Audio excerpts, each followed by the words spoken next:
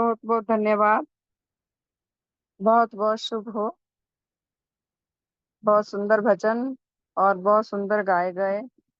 लिखने वालों को प्रणाम, उनका परलोक में शुभ हो। और गाने वालों को भी प्रणाम, उनका भी शुभ हो, स्वस्थ रहें। भगवान के चरणों में कोटि कोटि नमन। श्रद्धा व सम्मान के योग्य मेरे प्यारे धर्म संबंधियों को सदैव की जय। सबका शुभ हो। आज मुझे ये सेवा मिली है कि मैं सतधर्म सार का पाठ करूं। तो मुझे इतना ज्ञान तो नहीं है, पर जो भी मुझे समझ आएगा पढ़ूंगी, और उसके साथ जो भी मेरे को समझ आया तो उसकी मैं व्याख्या भी करूंगी। कहीं गलत लगे तो मेरे को बता देना, जिसको समझ हो। मनुष्य की उत्पत्ति व मृत्यु, ये तीसरा अध्याय है।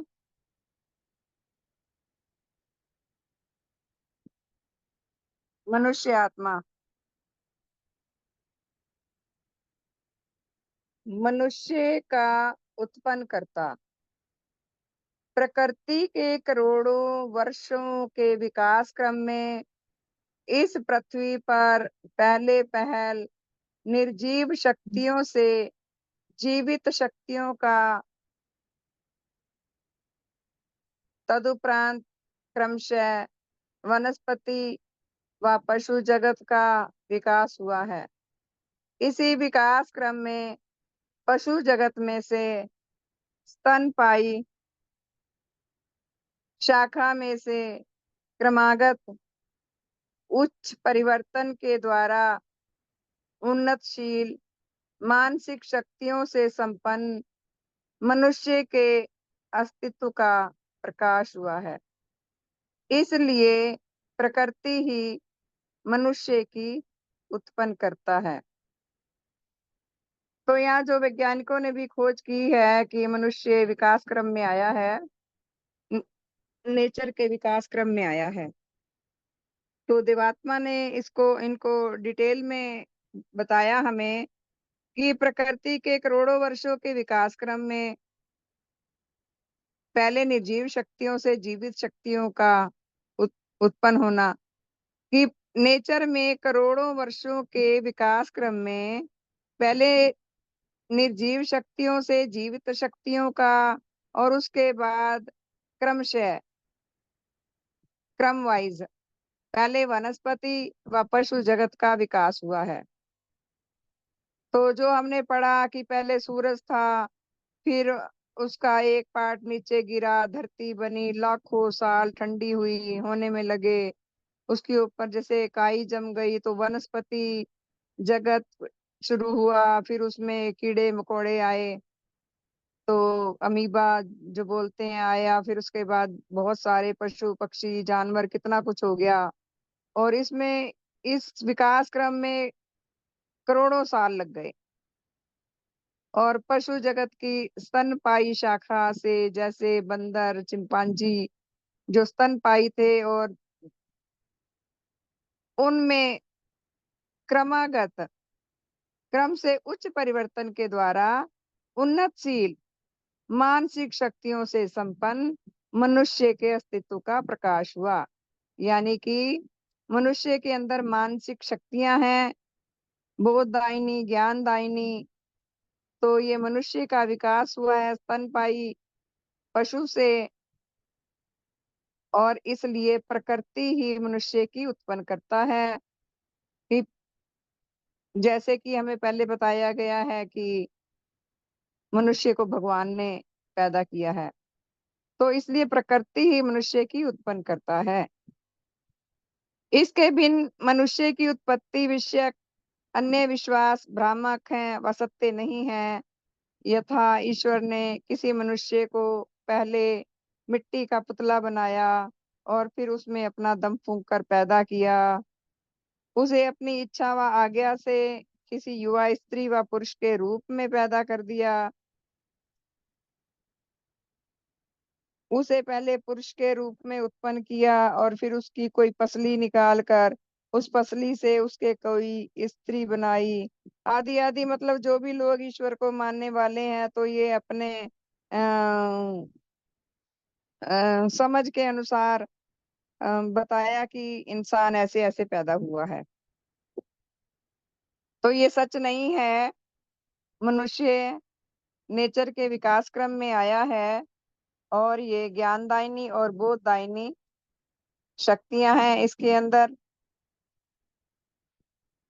मनुष्य के आत्मा का जन्म प्रकृति के अटल नियमानुसार, जब मनुष्य नर व नारी के विशेष संबंध से दोनों के दो प्रकार के विशेष जीवित सेल, नर का शुक्राणु व नारी का अंडाणु, परस्पर के आकर्षण से आपस में मिलकर एक जीवित सेल बन जाते हैं और नारी की गर्भस्थली में पहुंचकर स्थापित हो जाते हैं।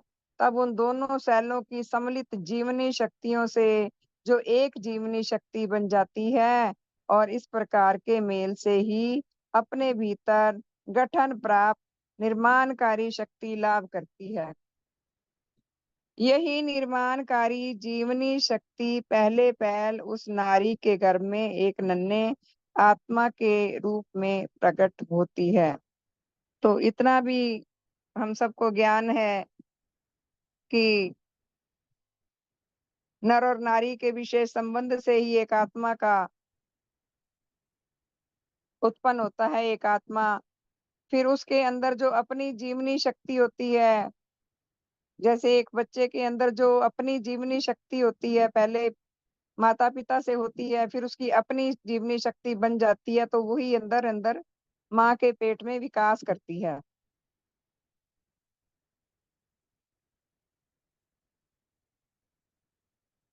विकास करती है और तदुपरांत वह आ, माँ के गर्भ से बाहर आता है बच्चा उस आत्मा के रूप में।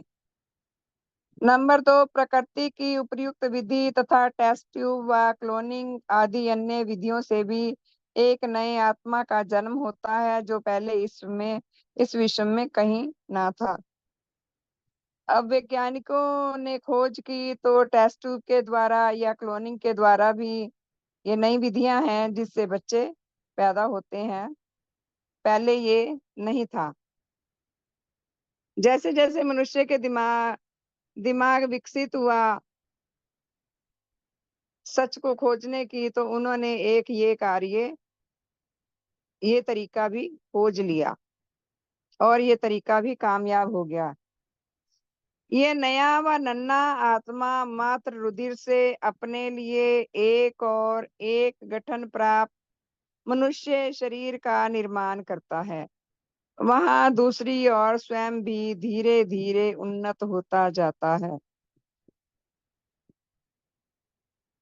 कि ये जो नन्हा आत्मा जो माता के पेट में माता के रुधिर से एक शरीर का निर्माण करता है, और वह दूसरी ओर वह स्वयं भी धीरे धीरे उन्नत होता जाता है। यानी कि वो उसका जो आत्मा है, जो मनुष्य के शरीर, जो माता के रुधिर से वो जो नन्हा आत्मा है, वो अपने शरीर का निर्माण करता है माँ के रुधिर से, और उसका जो आत्मा है वो भी धीरे धीरे उन्नत हो जाता है।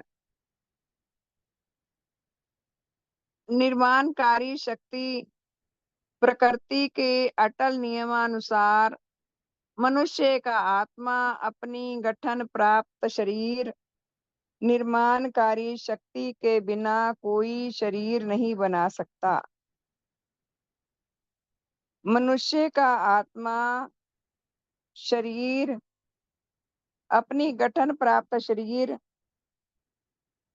निर्माणकारी शक्ति के बिना कोई शरीर नहीं बना सकता।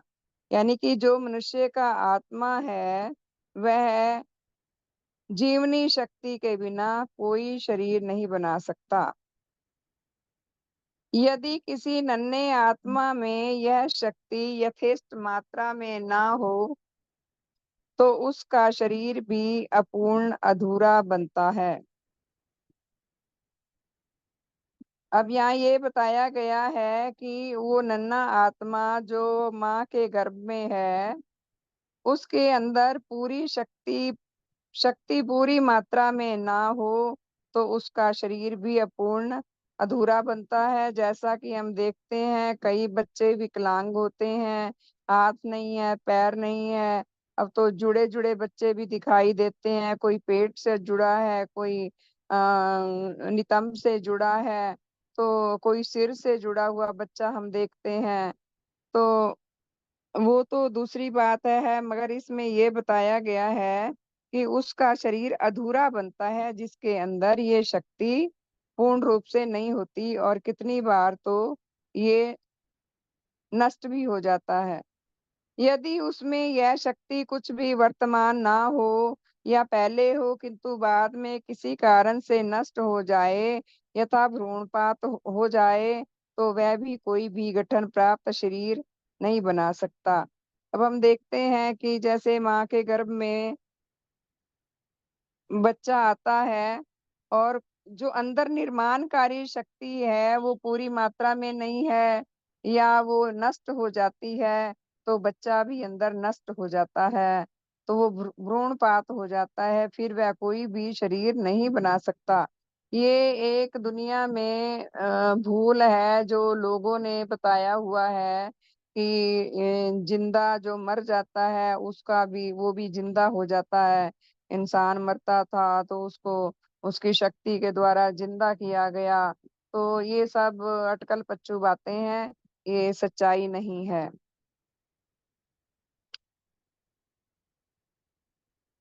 मनुष्य की जीवनी शक्ति ही मनुष्य के शरीर का निर्माण करती है, और माँ से ही बच्चा पैदा होता है, और कहीं से कोई भी नहीं है। जैसे बताया जाता है कोई कैसे पैदा हो गया, कोई कैसे पैदा हो गया, तो ये सब गलत बातें हैं।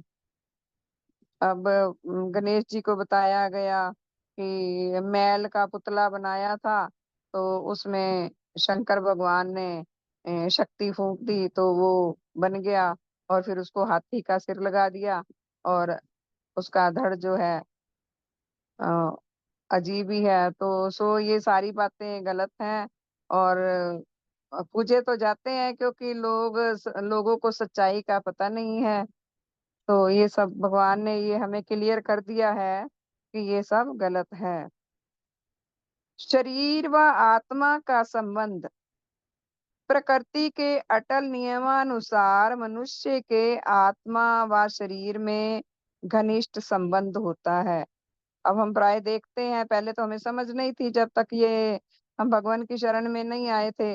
अब तो हमें साफ पता चलता है कि हमारी आत्मा और हमारे शरीर का घनिष्ठ संबंध है।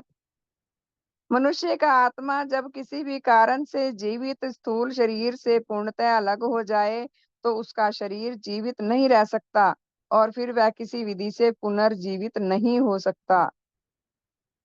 तो हम देखते हैं कि जब मनुष्य का शरीर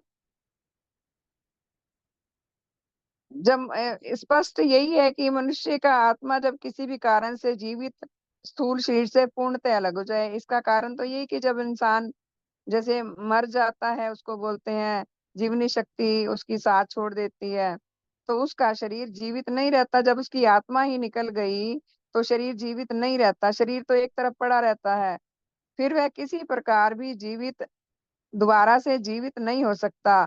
कि कई साधु संतों ने बताया हुआ है कि इसके ऊपर जल छिड़क दो ये जीवित हो जाएगा। अब कितने ग्रंथों में भी लिखा हुआ है कि उसने जल छिड़का या उसने मंत्र फूंक दिया तो वो बंदा जीवित हो गया। तो ये सब भ्रम में डालने वाली हैं, और लोग जो इन ग्रंथों को पढ़ते सुनते हैं वो बड़े मजे मजे से सुनते हैं, और फिर वो आगे भी सुनाते हैं। तो सो ये सब बातें गलत हैं, क्योंकि देवात्मा केवल एकमात्र सत्य देव हैं, और उन्होंने सत्य को ही जाना, सत्य को ही समझा, सत्य को ही पढ़ा, सत्य को ही लिखा, और सत्य को ही प्रकट किया, सत्य को ही खोजा। तो ये सब बातें गलत हैं कि मनुष्य का पुनर्जन्म होता है।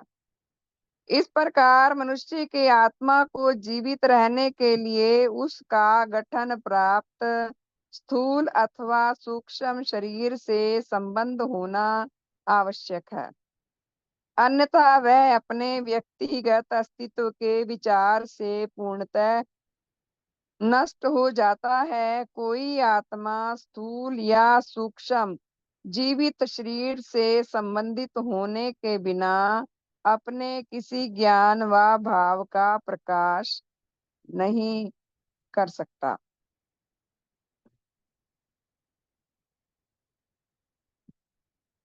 मनुष्य की आत्मा के लिए एक शरीर का जीवित या सूक्ष्म शरीर से संबंध होना आवश्यक है, नहीं तो वह नष्ट हो जाता है।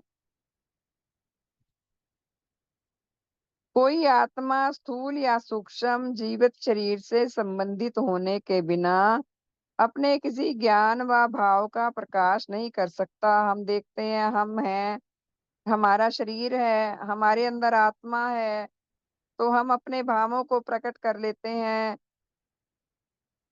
और एक दूसरे की बात को समझ जाते हैं। तो हमारे अंदर जो भाव भी कितने प्रकार के हैं। तो ये जो हमारा आत्मा है, ये भावों और विचारों का समूह है और शरीर हमारा जड़ है। अगर आत्मा हमारे शरीर में नहीं है तो हम मुर्दा हैं। और जो आत्मा शरीर को छोड़ता है तो वो सूक्ष्म शरीर को ग्रहण कर लेता है और फिर सूक्ष्म शरीर से वो अपने भावों का प्रकाश करता है। ये तो वो जानते हैं जो परलोक के संबंध में समझते हैं या जानते हैं। मनुष्य के आत्मा में विभिन्नता का नियम, इ- ये 5 प्रकार बताए गए हैं मनुष्य आत्मा के। मनुष्य के आत्मा में विभिन्नता का नियम प्रकृति के अटल नियमानुसार। नंबर 1, विभिन्नता का नियम मनुष्य के शरीर व आत्मा दोनों पर व्याप्त है। जिस प्रकार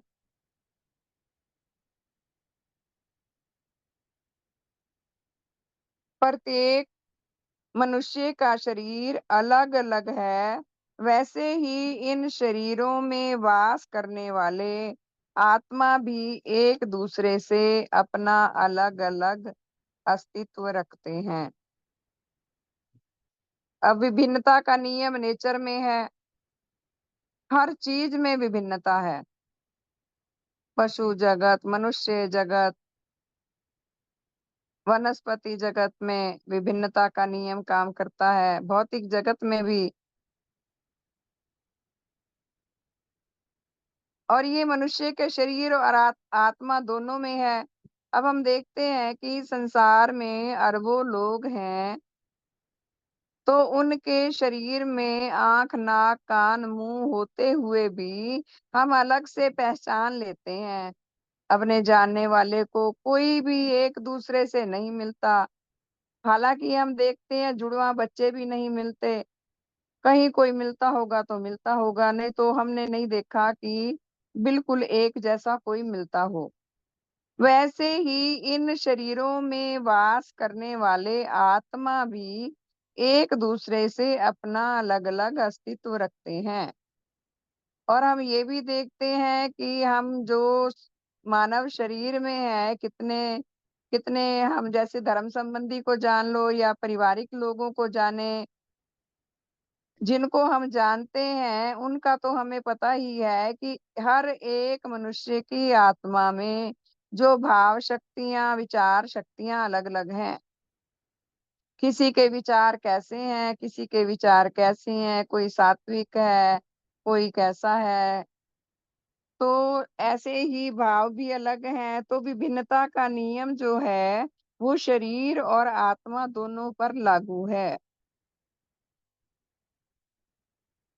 मनुष्य के रंग, रूप, आकार, गुण व स्वभाव में व्याप्त इस भिन्नता का कारण उन्हें अपने पूर्वजों से जीन्स द्वारा प्राप्त पूंजी है।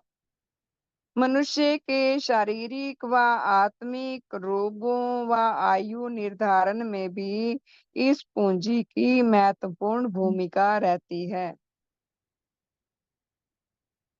अब यहाँ ये भी क्लियर किया गया है कि मनुष्य के रंग, रूप, आकार, गुण व स्वभाव में व्याप्त इस भिन्नता का कारण उन्हें पूर्वजों द्वारा प्राप्त हुआ है।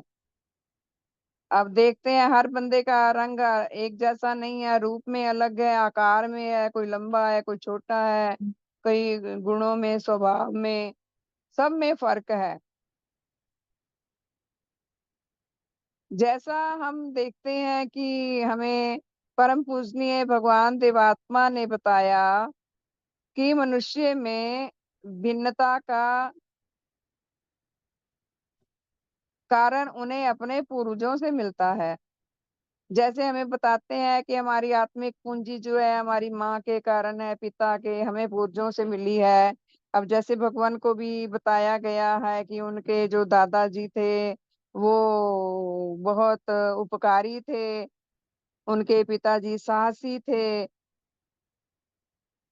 और उनकी दादी जी में वो गुण था, वो अम, जैसा कि उनके अंदर वो गुण था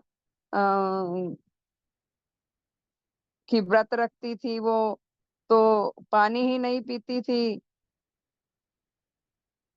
और मतलब ऐसे बहुत से जो गुण हैं वो हमें पूर्वजों से मिले हैं। मनुष्य के शारीरिक व आत्मिक रोगों व आयु निर्धारण में भी इस पूंजी की महत्वपूर्ण भूमिका रहती है। अब जैसे शरीर से कोई रोगी है या आत्मा में किसी का स्वभाव कैसा है, जैसे अब मुझे सब कहते हैं कि तुम अपनी माँ जैसी हो, तो मुझे भी ये महसूस होता है कि मैं गुणों में और शक्ल में अपनी माँ जैसी हूँ। तो ऐसे ही जो हमारे पूर्वज हैं, तो उनसे हमें ये विभिन्नता का जो है ये रूप या गुण हमें हमारे में आया है। और भगवान ने तो ये यहाँ तक भी बताया गया है कि आत्मिक रोगों व आयु निर्धारण में भी, अब शारीरिक रोग भी देखते हैं ना, तो डॉक्टर पूछते हैं कि इनके घर में पहले किसी को टीबी थी, अगर कोई ऐसा मरीज होता है, या किसी को शुगर थी, तो ये शारीरिक रोग है। और आत्मिक रोगों में भी है, किसी में ईर्ष्या होती है, द्वेष होती है, तो मतलब ये भी एक रोग है जो हमारे अंदर बुजुर्गों से आते हैं। तो ये एक महत्वपूर्ण भूमिका रखते हैं। तो शुभ हो। अब हम अगला पढ़ेंगे, मनुष्य के आत्मा में परिवर्तन का नियम।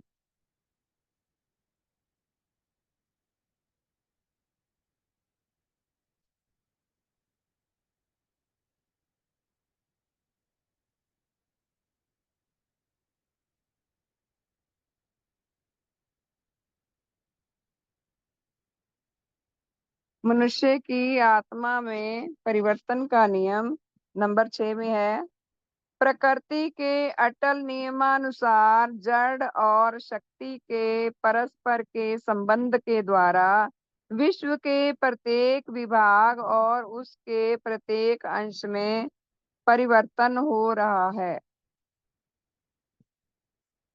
यानी कि प्रकृति का जो एक नियम, एक अटल नियम है, जड़ और शक्ति।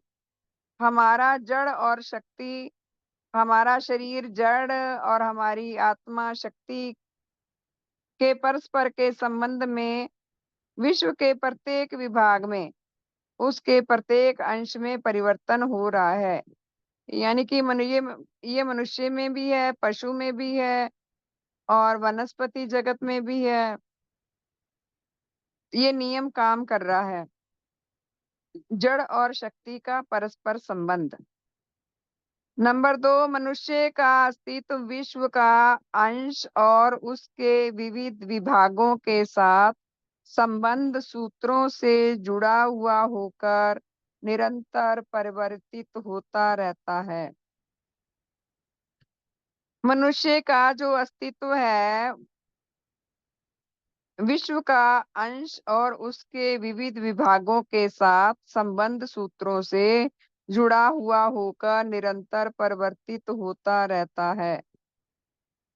तो उसके विविध विभाग जो हैं, मनुष्य का अस्तित्व विश्व का अंश है।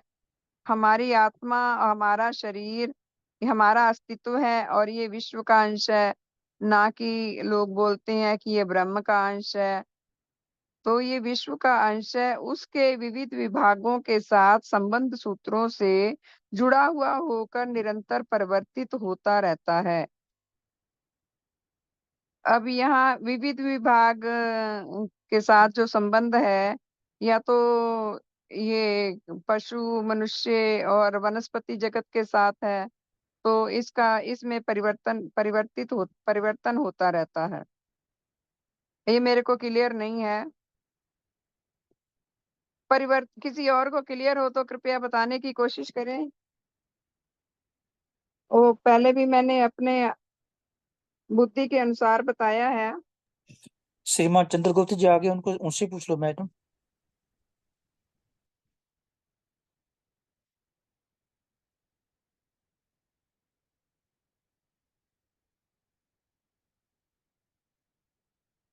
श्रीमान जी, आप कुछ बताएंगे? श्रीमान चंद्रगुप्त जी, शुभ हो आपका। शुभ हो बहन जी, आप पढ़ो। कोई नहीं, मैं अभी अभी आया हूँ। आप पढ़ो, अच्छा कोई जी, नहीं, मैं सुनता हूँ। धन्यवाद। ठीक है। परिवर्तन का नियम मनुष्य के शरीर व आत्मा दोनों पर व्याप्त है। जिस प्रकार मनुष्य के शरीर में उच्च व नीच परिवर्तन के द्वारा वह विकास व विनाश को प्राप्त होता है, उसी प्रकार मनुष्य का आत्मा भी अपनी प्रत्येक चिंता क्रिया के द्वारा उच्च व नीच परिवर्तन लाभ करता है और तदनुरूप उसका आत्मा भी विकास व विनाश को प्राप्त होता है। ये जो परिवर्तन का नियम है, ये मनुष्य के शरीर और आत्मा दोनों पर व्याप्त है।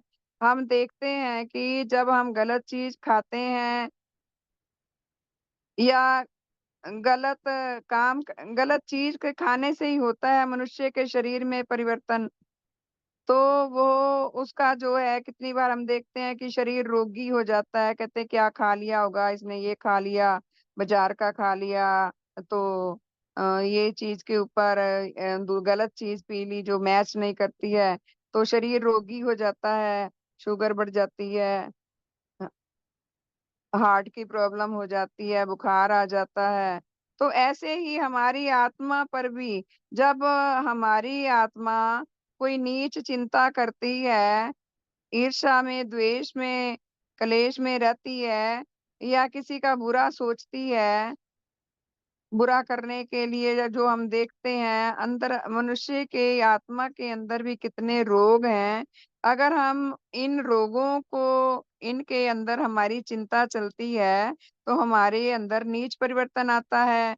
अगर हम किसी की सेवा करते हैं, उच्च भाव रखते हैं, भलाई का काम करते हैं, तो हमारे अंदर उच्च परिवर्तन आता है। तदनुरूप उसका आत्मा भी विकास व विनाश को प्राप्त होता है। तो जैसा कि हमें बताया गया है कि नेचर में नियम है, विकास और विनाश के दो नियम हैं, और हमारे ऊपर भी, मनुष्य आत्मा के ऊपर भी ये लागू होते हैं।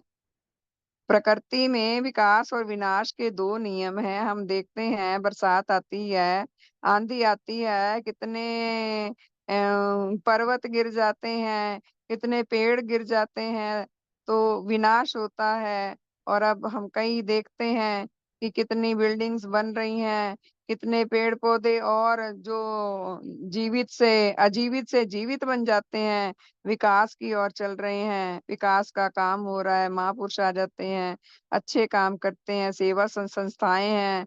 तो ये दोनों नियम हमारे शरीर पर भी काम करते हैं। प्रत्येक मनुष्य आत्मा जो किसी प्रकार के भी नीच सुख अनुरागों व नीच घृणाओं के अधिकार में हो, उसका अपनी विभिन्न चिंताओं व क्रियाओं के द्वारा पतित व मलिन होना अनिवार्य है। तब ऐसी दशा में वह निर्मल या शुद्ध भी माना नहीं जा सकता। प्रत्येक मनुष्य आत्मा जो किसी प्रकार के भी नीच सुख अनुरागों व नीच घृणाओं के अधिकार में हो, उसका अपनी विभिन्न तरह तरह की चिंताओं और तरह तरह के कार्यों के द्वारा पतित व मलिन होना अनिवार्य है। तब ऐसी दशा में वह निर्मल या शुद्ध भी माना नहीं जा सकता। कि मतलब जो भी मनुष्य है पूरे संसार में ही हम देखते हैं कि सब मनुष्य नीच सुख अनुरागों और घृणाओं के अधिकार में है। हम भी थोड़ा भगवान की शिक्षा से हट जाएं तो वही कुछ हमारे साथ भी होता है, क्योंकि हम भी मनुष्य आत्मा ही हैं, क्योंकि सुख के अनुरागी हैं। तो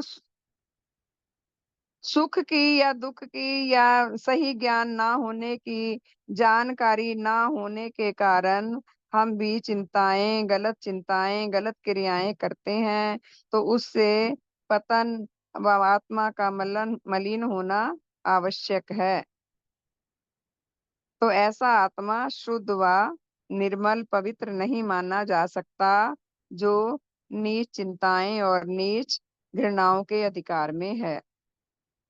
नंबर 7, सूक्ष्म शरीर।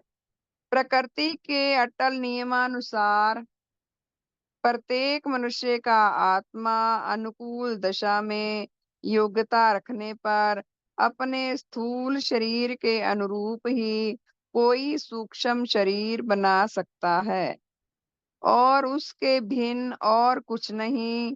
इसके विपरीत किसी चौपाए या पक्षी या कीट या वृक्ष आदि के आकार का कोई जीवित शरीर नहीं बना सकता है और ना ही ऐसे किसी नए रूप में जन्म ले सकता है। यहाँ भी बताया गया है भगवान देवात्मा ने कि प्रत्येक मनुष्य का आत्मा अनुकूल दशा में योग्यता रखने पर अपने स्थूल शरीर के अनुरूप ही कोई सूक्ष्म शरीर बना सकता है। यानी कि जो मनुष्य का आत्मा है वह अगर अच्छी योग्यता रखता है, अच्छे काम करता है, बुद्धिमान है, उसकी मानसिक शक्तियां अच्छी हैं, तो वो उसी के अनुरूप अपना सूक्ष्म बना सकता है, शरीर बना सकता है। सेवाकारी है तो उसका शरीर भी, सूक्ष्म शरीर भी वैसा ही होगा और उसके भिन्न और कुछ नहीं। इसके विपरीत किसी चौपाए या पक्षी, हाँ इसके विपरीत वह किसी पक्षी, कीड़ा, वृक्ष आदि का कोई आकार, कोई जीवित शरीर नहीं बना सकता और ना ही किसी ऐसे नए रूप में जन्म ले सकता है। जैसे कि दूसरे धर्मों में बताया गया है कि 84 लाख जोनियां हैं। अब मैं उस दिन गई किसी श्राद्ध सभा में, तो यही कहना कि भगवान ने जन्म दिया है, ये भगवान ने सारे कायनात का प्रसार किया है, भगवान ने बनाया है, वही परमात्मा है, वही शक्ति है। तो सो भगवान बताते हैं कि नेचर का जो है अपना अलग से अस्तित्व है, नेचर की अलग ही शक्तियां हैं अपनी, उसमें कोई भी भगवान या कोई भी कुछ नहीं है। तो अ, मनुष्य का शरीर ही मनुष्य बना सकता है और ना कि जानवर या वृक्ष आदि के रूप में वो शरीर बना सकता है। मन, नंबर 8, मनुष्य की आत्मा की मृत्यु। प्रकृति के अटल नियमानुसार मनुष्य अपने नीच सुख अनुरागों व नीच घृणाओं से परिचालित होकर असत्य व अशुभ का साथी बनता है। इससे वह दिनों दिन अपनी निर्माणकारी जीवनी शक्ति को क्षय करता है। इस निर्माणकारी जीवनी शक्ति के पूर्णतः नष्ट हो जाने पर वह न तो अपने स्थूल शरीर को जीवित रख सकता है और ना ही सूक्ष्म शरीर का निर्माण कर पाता है। ऐसी अवस्था में अपने स्थूल शरीर की मृत्यु के साथ ऐसा आत्मा अपने अस्तित्व के विचार से पूर्णतः नष्ट हो जाता है। अब हम देखते हैं कि ये प्रकृति के अटल नियमों के अनुसार ही बताया गया है कि मनुष्य अपने नीच सुख अनुरागों व घृणाओं से परिचालित होकर झूठ और बुराई का जो साथी बनता है वह दिनों दिन अपनी निर्माणकारी अपनी जीवनी शक्ति को क्षय करता है। अब हम देखते हैं कि कितने लोग शराब पीते हैं, मांस खाते हैं, दूसरों की हानि करते हैं, बेईमानी, चोरी, ठगी और हर पल झूठ, हर पल बुराई, अशुभ के साथी हैं। अब एक ने नशा बेचा तो दूसरा कहता है चल तू भी बेच, बेचने लग जाता है। वो दूसरा एक पीता है तो दूसरे को भी पिला देता है। तो ये सारे अशुभ के साथी, झूठ के साथी, नीच सुख अनुरागों में है और नीच घृणाओं में जो है उनकी जीवनी शक्ति नष्ट हो जाती है। उसका यानी कि कोई भी अस्तित्व नहीं रहता उसकी निर्माणकारी शक्ति का। इस निर्माणकारी जीवनी शक्ति के पूर्णतः नष्ट हो जाने पर वह न तो अपने स्थूल शरीर को जीवित रख सकता है और ना ही सूक्ष्म शरीर का निर्माण कर पाता है। यानी कि वो उसका ना तो स्थूल शरीर रहता है ना सूक्ष्म, वह पूरी तरह विनष्ट हो जाता है, उसका कोई नाम लेवा नहीं होता। ऐसी अवस्था में अपने स्थूल शरीर की मृत्यु के साथ ऐसा आत्मा अपने अस्तित्व के विचार से पूर्णतः नष्ट हो जाता है। क्योंकि परम पूजनीय भगवान देवात्मा ने जीवनी शक्ति यानी कि जो हमारी निर्माणकारी शक्ति है उसका उसकी बहुत ही उसको बहुत ही सार समझा है कि जीवनी शक्ति हमारी सार है और मनुष्य जो शरीर है हमारा स्थूल शरीर है ये गौण है। जब तक किसी मनुष्य के नन्हे बच्चे में अपने स्थूल शरीर के भीतर सूक्ष्म शैलों को बनाने की शक्ति विकसित नहीं होती, तब यदि वह किसी भी कारण से मर जाए तो फिर वह अपने लिए कोई सूक्ष्म शरीर नहीं बना सकता। जैसे कि जो मनुष्य के नन्हे बच्चे में अपने स्थूल शरीर के भीतर सूक्ष्म सेलों को बनाने की शक्ति विकसित नहीं होती, यानी कि जो छोटे छोटे बच्चे होते हैं उनके अंदर जो ये सूक्ष्म सेल बनाने की शक्ति नहीं होती और यदि वह छोटी उम्र में ही किसी कारण से मर जाते हैं तो वह अपने सूक्ष्म शरीर को नहीं बना सकते। ऐसी अवस्था में ऐसा आत्मा जीवित नहीं रह सकता और अपने अस्तित्व के विचार से पूर्णतः नष्ट हो जाता है।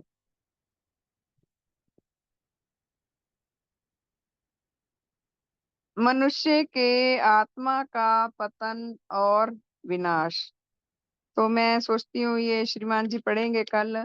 अभी 5:20 होने को है, तो हम आज का ये साधन जो है इसको यहीं विराम देते हैं।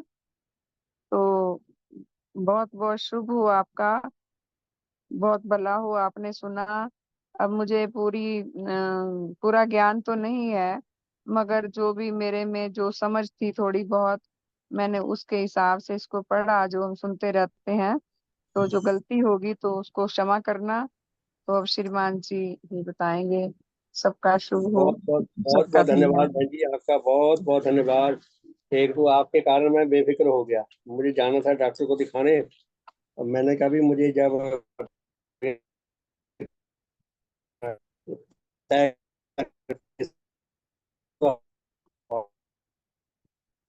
धन्यवाद आपका। एक तो आपने ये मेरी बारी संभाल दी, मुझे बेफिक्र कर दिया, तो बहुत बहुत धन्यवाद। तो आप ये पढ़ रहे थे मनुष्य की आत्मा का पतन तथा विनाश। वाह जो है ना जी, जिसको आ की मात्रा नहीं, इसका मतलब होता है तथा, एंड या और, या वाह की मात्रा हो तो उसका अर्थ होता है वाह या। तो हम ये ध्यान, इसलिए मैं इसको ना ताकि मेरी आदत पड़ जाए ठीक बोलने की, है तो ये भी ठीक, लेकिन हम दूसरे भी ऐसा को उसी तरह समझ सके। मनुष्य की आत्मा का पतन तथा विनाश। तो पहले तो मैं आपका बहुत बहुत धन्यवाद करता हूँ। आपकी हम आवाज सब नहीं बहन आ जी, रही। हम सब जो गोल दायरे में दौड़ते हैं ना, कौन आगे है कौन पीछे है, देखा जाए तो सभी आगे हैं और सभी पीछे हैं। अपने वाले से आगे हैं, जो अपने से आगे उससे पीछे है। तो ऐसा नहीं है, हम सब जो है ऐसे ही सीखते हैं। और आप तो वैसे भी बहुत भगवान के प्रति श्रद्धा रखती हैं, उनके काम के प्रति गहरी लगन रखती हैं, तड़प रखती हैं, और आप काम करती रहती हैं।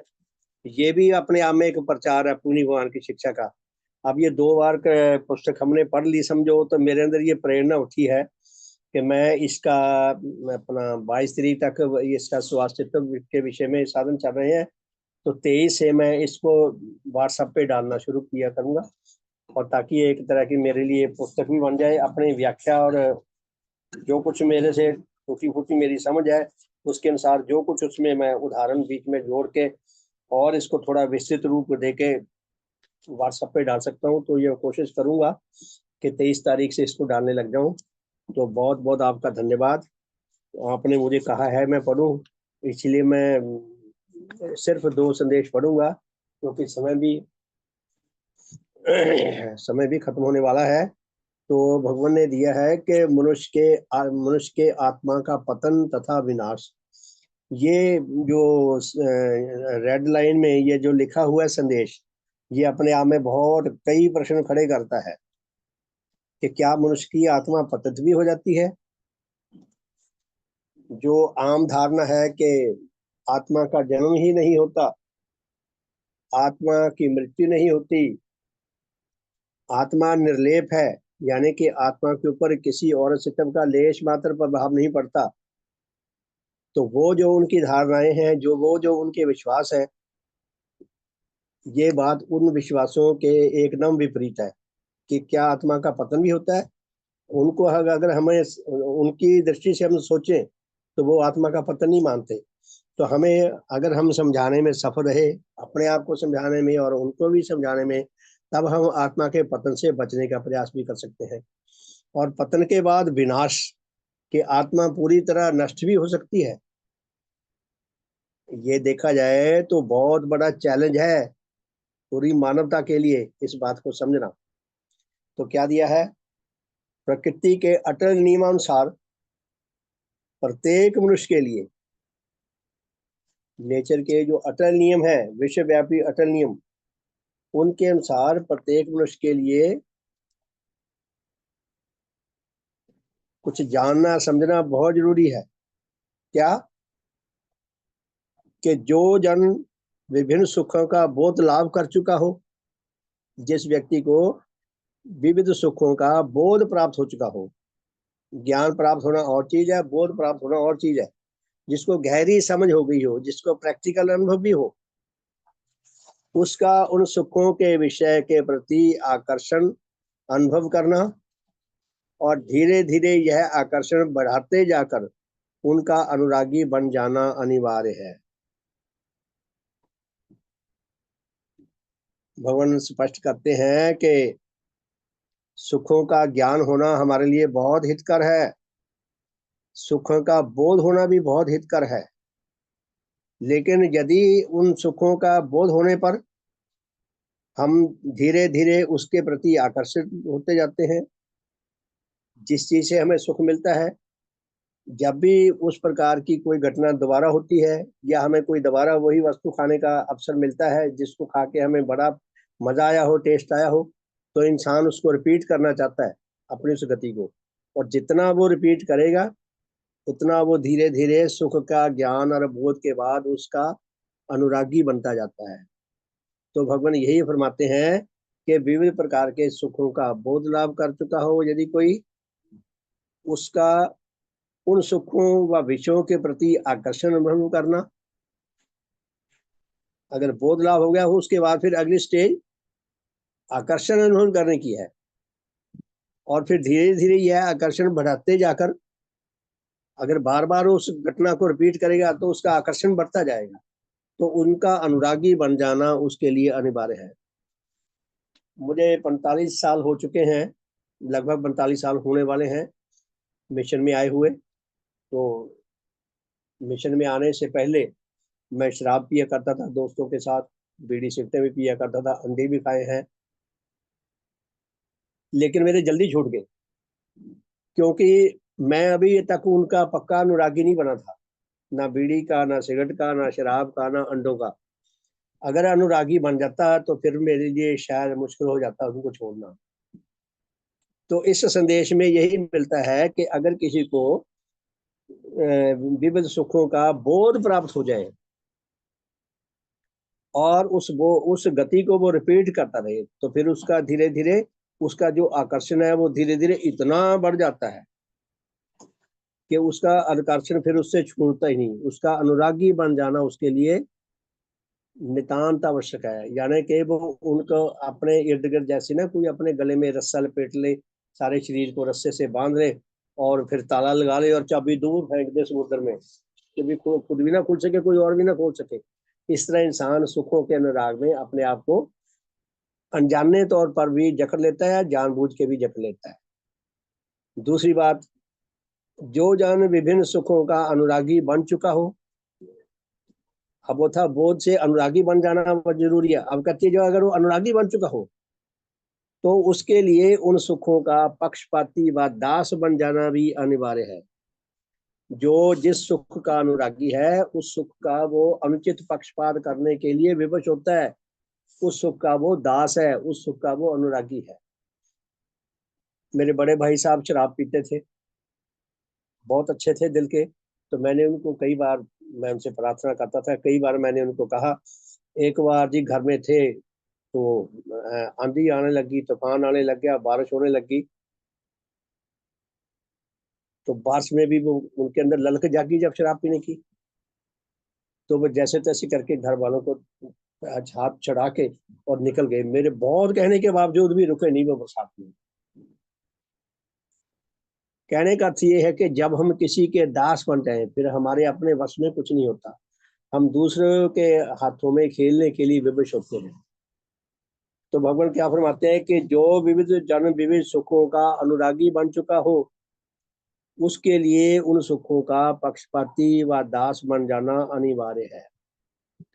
वो उनका दास बन जाता है, उनका अनुचित पक्षपात लेता है, जानबूझ के लेता है। हम देखते हैं ना टीवी में डिबेट्स आते हैं, वो इतना गंदा, इतना घृणित प्रभाव छोड़ते हैं। ऐसे लड़ते हैं आपस में कुत्तों की तरह, भौ भौ भौ भौ जैसे करते हैं कई वो बैठ के। तो सब अपने आप को सही, अंदर से चटे हुए कपटे और मकार, और दूसरों को गलत प्रमाणित करने की कोशिश करते हैं। तो सुख का अनुरागी विवश हो जाता है कि जानबूझ के भी, अज्ञानतावश भी वो अपने उस सुख का अनुचित पक्षपाती बन जाता है। तीसरी बात भगवान क्या फरमाते हैं, जो जन अपने सुखों से ऊपर किसी भी शुभ का अनुरागी ना हो, जो जन नीच सुखों का अनुरागी है वो किसी शुभ का अनुरागी नहीं बन सकता। तो भगवान क्या फरमाते हैं कि जो जन अपने सुखों से ऊपर किसी भी शुभ का अनुरागी न हो, अपने सुखों में सहयोगी अस्तित्व के लिए आकर्षण तथा इसके विपरीत किसी अस्तित्व से बाधा मिलने पर उससे आघात पाना, दुखी होना और उसे घृणा करना अनिवार्य है। कि जो जन किसी शुभ का पक्षपाती ना हो, अनुरागी तो बहुत दूर की बात है, साधारण रूप में भी अगर पक्षपाती ना हो और अपने निज सुखों का वो दास हो, तो उसके लिए जो जन उसके सुख में सहायक देते हैं उनका तो वो अनुचित पक्षपाती बन जाता है। जो उसके सुख में रुकावट डालते हैं उनसे वो आघात पाता है, दुख पाता है और उनको घृणा करता है। ये उसके वश की बात नहीं है कि वो उस घृणा से निकल सके। तो बहुत बहुत सम्मान के योग प्यारे धर्म साथियों, आज इतना ही बहुत है। बहुत बहुत धन्यवाद बहन जी आपका, और साधन में शामिल होने वाले सभी धर्म साथियों का बहुत बहुत धन्यवाद। कल इससे आगे चलेंगे, समय भी काफी हो चुका है। आप सबका बहुत बहुत धन्यवाद। शुभ हो, भला हो, भगवान के प्रति हमारा प्रीति, हमारा अनुराग, हमारा आकर्षण, हमारा विश्वास, हमारी श्रद्धा, हमारी कृतज्ञता बढ़ती जाए। भगवान की शिक्षा ही असल में हमारे लिए अमृत है, सबके लिए अमृत है। हमारा सौभाग्य भी हमें कुछ ना कुछ ये समझ आने लगी। काश हम अपने सौभाग्य को सफल कर सकें, सार्थक कर सकें, और इसकी रक्षा के लिए हम दृढ़ प्रतिज्ञ होकर सतर्क रहा करें। हम सबका शुभ हो, सबका भला हो। Good evening. तो रात को मिलेंगे जी फिर 8:40 पे। बहुत बहुत धन्यवाद सबका। शुभ हो। धन्यवाद जी। भगवान देवात्मा की जय। भगवान देवात्मा की जय। भगवान देवात्मा की जय। भगवान देवात्मा की जय। सबका शुभ हो। अधिकारी जी आप कुछ कहना चाहते हैं? आपका माइक ऑन था। श्रीमान जी जी नहीं, अग्रवाल जी शुभ हो। हाँ जी जी नहीं, शुभ जी हो। नहीं श्रीमान जी, वैसे खुल गया था। शुभ हो श्रीमान जी। शुभ हो जी, मैं शुभ हो श्रीमान श्रीमान जी जी। बहन सुदेश जी का बहुत बहुत धन्यवाद करना चाह रहा। उन्होंने बहुत अच्छे तरीके से पढ़ा जी और जी ऐसी जी। कोई बात नहीं थी, वो कह रही थी ये मुझे क्लियर नहीं, हाँ वो नहीं सब नहीं अच्छी बात है। सेल्फ एक्सप्लेनेटरी है, उसमें अपने आप में ही क्लियर हो गया था। फिर आगे वो पहले ही जी जी जी कह रही थी, मगर आगे सभी परिवर्तन का नियम में वो कह रही थी, मगर वो आगे अपने आप ही क्लियर हो गया सारा परिवर्तन का हाँ नियम। जी हाँ जी हाँ और जी। फिर ऐसे ही वो आत्मा के बारे में निर्लेप है, वो भी क्लियर हो गया। और कुछ हाँ जी हाँ आपने जी। अभी आकर क्लियर कर दिया, धन्यवाद, बहुत बहुत धन्यवाद। शुभ हमारे हो, ऊपर भगवान क्लियर देवात्मा है। की कृपा है, हम साधारण लोग नहीं हैं। हाँ, शिवाजी जी इसमें और कोई सुरेश भाई ख्याल जी, हम चक्कर साधारण नहीं लोग था। नहीं हैं। बहुत बहुत धन्यवाद, वो गुरु बहुत अच्छा गोविंद सिंह पढ़ा, जी ने, गुरु बहुत गोविंद सुंदर। सिंह जी ने एक वो कहा ना, वो क्या शब्द है वो है क्या, 1.25 लाख से एक लड़ाऊं तब गोविंद सिंह नाम कहलाऊं। हम भगवान देवात्मा के शिष्य हैं, किसी साधारण व्यक्ति के नहीं। तो हमारे पीछे हमारी सपोर्ट में भगवान देवात्मा खड़े हैं, सारा विकास खड़ा है, नेचर खड़ी है हमारी सपोर्ट में। हम साधारण लोग नहीं है।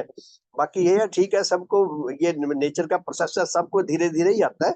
और आपने हिम्मत करी है पढ़ने की, है जी, हम सबको नहीं, बहुत अपने अच्छा अंदर पढ़ा। यूनिटी का और ये तो होता ही जानी है, चाहिए। कोई हाँ 19 कोई 21।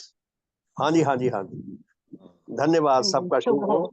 जी बहन जी शुभ शुभ हो। हो। वो दीदी को ऐसे लग रहा था, लेकिन बाकी उन्होंने बिल्कुल सही पढ़ा, जैसे श्रीमान जी बता रहे हैं, वो हाँ जी हाँ बिल्कुल जी हमें भी क्लियर हो गया और बिल्कुल सही था। हाँ जी। तो उसमें कोई नहीं, मुझे दुविधा मुझे नहीं थी। मुझे बहुत तो अच्छे बहुत से मजा पढ़ा आया कि उन्होंने। मैं, बहुत शुभ हो। मुझे तो बहुत मजा आया। अब मैं इसको व्हाट्सएप पे डालना शुरू करूंगा। 22 तक स्वास्थ्य पे उसके संबंध में दिन चल रहे हैं। मेरे पास 2 अभी संदेश हैं जो कल और परसों डालूंगा, और फिर 23 से इसको डालना शुरू करूंगा, तो ताकि मुझे और ये और अच्छी तरह समझ आ जाए, और ये हमारे पास एक साहित्य बुक भी बन जाए। और अर्पित जी की बहुत सहायता मिलती है, ये सारे संदेशों को इकट्ठा करके ना बुक की शेप में एक फाइल बना के मुझे भेज देते हैं। और आप भी मंगवा सकते हैं, जो और जो जो भी लेख हैं, किसी के भी लेख हैं, तो उसकी फाइल बना के अपने पास रख सकते हैं। कल को समय के साथ साथ ऐसा भी आ जाता है कि उसको छपवाने का भी कोई ऐसा साधन बन जाता है। तो सबका शुभ हो, बहुत बहुत धन्यवाद। तो इस रात को मिलते हैं जी 8:40 पे। सबका धन्यवाद आप जी, सबका बहुत बहुत धन्यवाद हौसला अफजाई के लिए। मेरी बहुत बहुत धन्यवाद। शुभ हो आपका। तो बहन जी आप अपने आप को ना हमारी आंखों से देखा करो। तो अशोका जी की आपने कितनी सेवा की है, आपने पहला कदम आपने उठाया है।